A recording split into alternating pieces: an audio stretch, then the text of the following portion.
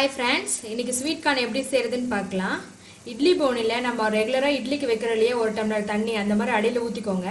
அடியில இருக்க தட்டு மட்டும் வச்சு அதுக்கு மேல ஸ்வீட் கார்ன் வச்சு ஒரு 10 நிமிஷம் க்ளோஸ் பண்ணி வேக வைங்க. 10 நிமிஷம் ஆயிடுச்சு. இப்போ ஓபன் பண்ணி பார்க்கலாம்.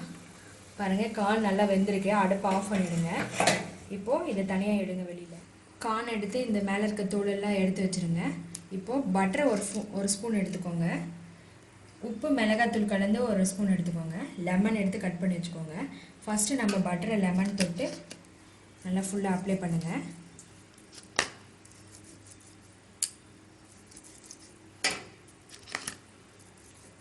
காரத்துக்காக நம்ம மிளகாத்தூள் எடுத்துருக்கோம். உங்களுக்கு சில்லியோட டேஸ்ட் பிடிக்கலன்னா பெப்பர் டேஸ்ட் எடுத்துக்கலாம். ஃபுல்லாக அப்ளை பண்ணிட்டு அதுக்கப்புறம் சில்லி பவுடர் லெமனில் தொட்டு தேய்ச்சிக்கோங்க. இப்போ இதில் புளிப்பு இருக்கும், காரமும் இருக்கும். குழந்தைங்க விரும்பி சாப்பிடுவாங்க. உங்களுக்கு எந்த அளவுக்கு காரம் வேணுமோ அந்தளவுக்கு நீங்கள் சில்லி பவுடர் ஆட் பண்ணிக்கோங்க. ஸ்வீட்டான ஸ்வீட் கார்ன் ரெடி ஆகிடுச்சு.